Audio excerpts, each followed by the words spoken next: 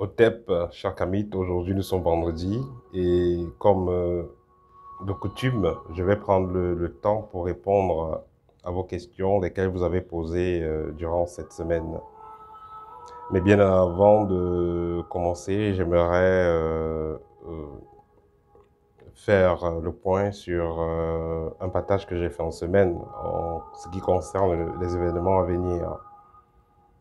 Et je vous ai dit dans dans ce partage-là que les zones de l'Europe, hein, ces zones Schengen là, voilà, pas les zones de l'Europe, les zones Schengen seront assez touchées en ce qui concerne les mois à venir et que ce soit au niveau économique, bref, vous le savez, mais aussi il faut se préparer au pire dans ces zones-là.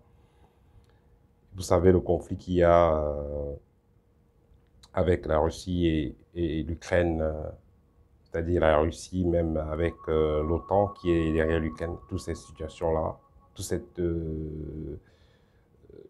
disons, cet événement qui est en cours, il faudra être ancré, il faudra être connecté à ses guides, à ses ancêtres pour savoir ce qu'il y a lieu de faire, où est-ce que vous vous trouvez, parce que nous sommes dans une période de grand changement.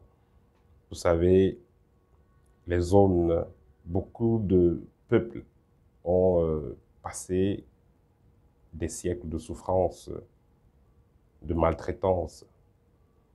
Et même si les gens ne réagissent pas comme il faut, même si les gens sont toujours écrasés quand ils veulent réagir, à un moment donné, la nature décide d'agir elle-même. Les gens qui gouvernent les États sont habités par des consciences. Une fois que vous devenez chef d'État d'un pays, vous n'êtes plus vous-même. Comme on dit quelque part, le pouvoir vient de Dieu, mais notez qu'il ne suffit pas seulement des paroles, c'est quelque chose qui est assez réel. Donc, si quelqu'un, en tant que dirigeant, décide de prendre des décisions, ça ne vient pas forcément de lui, ça vient de qu'est-ce qui est en cette personne-là. Donc, ce que je vais vous dire par rapport aux événements à venir, il faut juste être ancré et mieux être en contact avec ses guides afin que vous sachiez quoi faire à tout moment. C'est la chose la plus importante que je peux vous dire en ce qui concerne les événements à venir. Parce que rien n'arrive au hasard. Et dans tout ce qui se passe, il y a toujours un côté positif et un côté négatif. Le yin et le yang agissent partout. Donc, que ce soit ceux de l'Europe, que ce soit ceux de l'Afrique, que ce soit ceux de l'Amérique, il y a les bouleversements qui viennent partout, qui ont déjà commencé. Ça va s'amplifier. Mais tenez bon, ceux qui sont équilibrés n'ont rien à craindre. Parce qu'ils sauront attendre qu'est-ce qu'il y a lieu de faire. Alors, c'est aussi l'anniversaire du président de la Russie qui fait ses 70 ans. 70 on est le 7 octobre, il fête ses 70 ans. Vous savez, 7 en numérologie, c'est assez spécial. Ça renvoie également à la réalisation.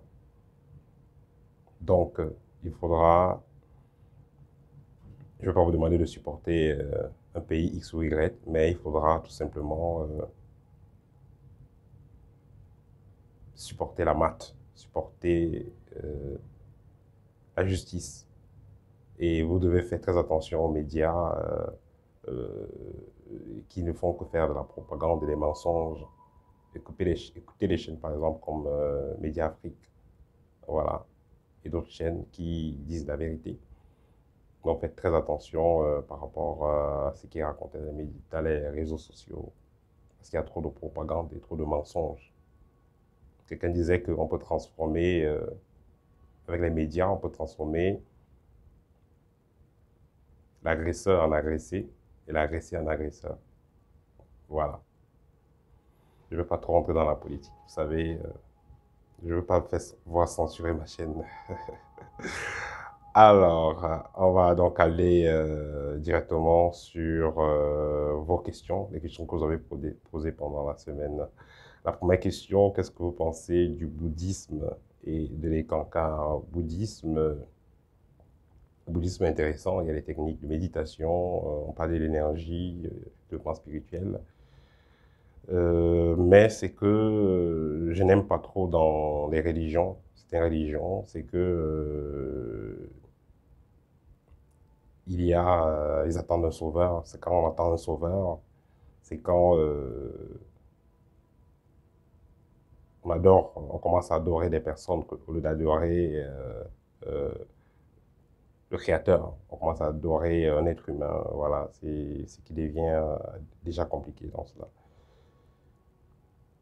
Mais sinon, le bouddhisme a une bonne philosophie à la base en ce qui concerne le développement personnel. En ce qui concerne Ekankar, j'ai un ami, quand j'étais au Cameroun, qui faisait partie d'Ekankar. Ekankar, j'ai eu à lire leurs documents. Voilà. Les cancars, si vous êtes dans les cancars, vous êtes dans une loge maçonnique, rosicrucienne et tout ça, vous êtes même chrétien, c'est pareil. Dans les cancars, on parle de Jésus, on parle des anges de la même façon. Il y a un peu de cabale à l'intérieur. Et le son qu'ils utilisent toujours, c'est You. Ils disent que ce You-là, ça les connecte à la lumière et tout ça. Donc, les cancars, c'est le New Age, en fait. Donc, je ne peux pas conseiller quelqu'un d'aller dans les cancars s'il veut vraiment se développer spirituellement. Toute religion où on va voir un humain comme le divin, moi je ne conseille pas ces religions-là. L'être humain doit être libre. Il ne doit pas adorer encore un autre être humain, ou bien quelqu'un de fictif. Voilà. Qu'est-ce que vous pensez de la schizophrénie? La schizophrénie, cliniquement, on dit que c'est quelqu'un qui perd le nord, c'est-à-dire il commence à dire qu'il voit des choses, il entend des choses. Du point de vue spirituel, la schizophrénie, comme la plupart des maladies, ce sont des dysfonctionnements énergétiques. Donc, si vous prenez par exemple des narcotiques ou alors des stupéfiants, voilà, des drogues et tout ça, pour avoir des expériences spirituelles, il est clair que vous pouvez finir dans ce type de cas. Donc, ici, ça va renvoyer à un dysfonctionnement énergétique. Un dysfonctionnement énergétique au niveau du chakra numéro 6, c'est-à-dire au niveau du troisième œil. Et aussi, j'aimerais souligner que quand vous voulez développer votre troisième œil, il faut que le développement soit fait de façon graduelle. Vous devez activer vos chakras de façon graduelle. Parce que chaque chakra correspond à une montée vibratoire. Et cela doit être fait de façon graduelle. Il y a des gens qui me contactent parce qu'ils veulent fermer le troisième œil. Pourquoi ils veulent fermer? Parce que justement, ils ont ouvert le troisième œil. Ils ont commencé par ouvrir le troisième œil que de commencer à travailler sur des vibrations complètes. Et quand vous allez ouvrir le troisième œil, vous allez vous connecter à d'autres réalités que votre corps n'est pas préparé à supporter, que votre esprit n'est pas capable d'interpréter et vous allez vous retrouver avec un trouble.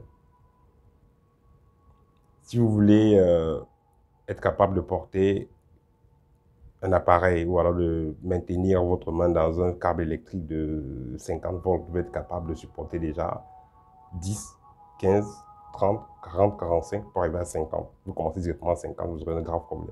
C'est pareil. Donc la schizophrénie, tout simplement, c'est un dysfonctionnement énergétique. Et ça peut se traiter justement avec un travail énergétique, un rééquilibrage énergétique, ça peut se traiter. Voilà. Qu'est-ce que vous pensez du rituel du son des animaux? À la base, c'est quelque chose qui n'est pas matique parce que vous avez un animal qui est en train de vivre son expérience. Parce que les plantes, les animaux, les êtres humains, chacun vit son expérience à son niveau, chacun évolue. Et vous tuez dans l'animal, pourquoi? Parce que vous avez tellement de problèmes. Pourquoi est-ce que vous avez des problèmes? Parce que vous avez tellement fait du mal aux gens, parce que vous avez tellement sali votre karma, et ça vous a créé des problèmes. Mais vous prenez donc un animal et vous le tuez pour qu'il soit la victime expiatoire de votre problème. Ça n'a pas de sens. Et là, vous allez amplifier vos problèmes. L'animal doit être tué pour manger. Et si vous tuez l'animal pour le manger, c'est un rite. En le tuant, vous l'envoyez dans la lumière. C'est ce qui a été triché dans certaines religions. On va dire, voilà, comparé chez les musulmans, ils ont la viande halal, donc il faut d'abord faire des prières avant de tuer un animal. Voilà, c'est ce qui était fait, ce qui est fait chez les Kamites. Avant de tuer un animal pour une cérémonie ou quoi que ce soit, on parle à l'animal. On tue l'animal avec respect parce que c'est une conscience. On arrête une vie. Donc, ça doit être fait avec respect. Mais quand vous allez donc sacrifier un animal, parce que vous avez tellement, vous voulez faire un rituel et tout, l'animal n'a rien à voir dans vos problèmes. Vous entrez en contradiction avec la matre, parce que vous tuez un animal qui ne vous a rien fait et qui faisait sa vie tranquillement. Donc, si on tue l'animal, c'est pour consommer cet animal-là, mais pas pour faire des sacrifices ou quoi que ce soit. Ça, c'est très délicat. Question suivante, les bagues mystiques. Ici, la personne parle des bagues mystiques. Est-ce qu'on peut nager, se laver ou dormir avec sa bague mystique? Tout dépend de comment on a travaillé votre bague. Si vous avez mon livre libre, j'explique comment fabriquer vous-même vos bagues spirituelles, vos bagues mystiques, bagues chevalières, colliers, tout ça. Et vous pouvez faire tout ce que vous voulez avec. Mais la bague mystique, généralement, ça va dépendre de qui a fait la bague, de qu'est-ce qu'on a mis dedans.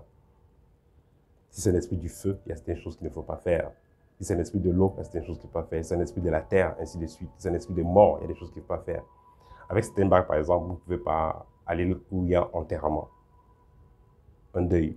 Avec certaines bagues, vous ne pouvez pas aller dans la pluie. Avec certaines bagues, vous ne pouvez pas marcher dans le soleil. Avec certaines bagues, vous ne pouvez pas euh, mettre des doigts dans certaines parties du corps. Donc, ainsi de suite. Donc, ça dépend de comment est-ce qu'on a travaillé la bague. Question suivante, des enfants qui ont plusieurs vies, des enfants qui viennent nuire. Comment viennent-ils et comment les éviter? Tout simplement, il faut déjà choisir avec qui vous faites, décider de faire les enfants et faites attention à l'endroit où vous faites l'amour, où vous allez féconder votre femme, votre partenaire. Et si vous passez votre temps à faire l'amour dans la forêt ou dans les rivières où vous voulez des expériences fortes, vous pouvez donc faire venir ce type d'enfant-là. Et aussi si vous faites l'enfant avec n'importe qui.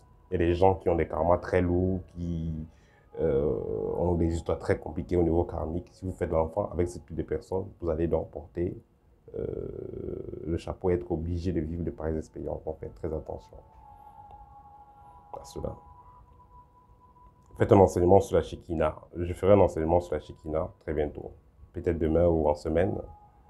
Mais déjà, ce que je vais vous dire, la Shekinah, c'est un thème qu'on va retrouver chez les Hébreux, dans le christianisme, qu'on va retrouver dans le judaïsme, on va retrouver ce thème dans beaucoup de loges.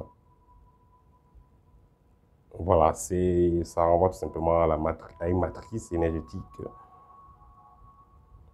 On va détailler, j'en parlerai davantage plus tard. D'incinération ou enterrement dans la terre. Tout va dépendre des alliances que vos ancêtres avaient avec l'au-delà. Tout va dépendre avec l'au-delà, avec les génies titulaires avec lesquels ils travaillaient. On va donc retrouver des familles où on fait l'incinération, comme par exemple en Inde, les zones des Amérindiens et tout ça. Il faut l'incinération parce que justement, c'est lié à leur tradition. Ils savent comment, quel type d'alliance ils avaient eu à faire avec leurs ancêtres et les génies titulaires et ceux de l'au-delà. C'est pourquoi ils font ce type de rituel-là.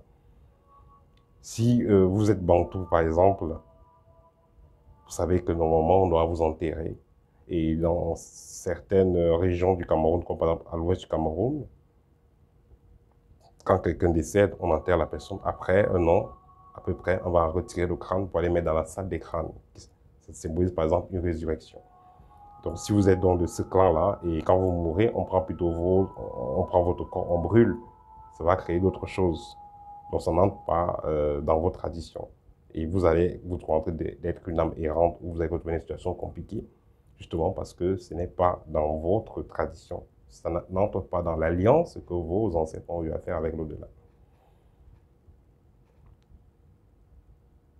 Rêver de se faire étrangler par une femme et avoir des problèmes avec celle-ci ensuite. Et effectivement, il y a de fortes chances que c'est celle-là qui vous emmerde.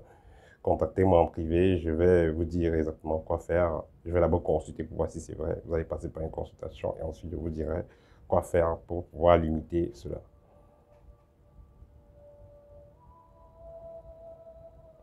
Conditions pour être initié. Il n'y a pas de conditions en tant que telles, mais ce que je vais vous dire à la base, c'est que c'est la volonté déjà qui compte. Si vous avez vraiment la volonté, vous voulez, vous savez vraiment ce que vous voulez.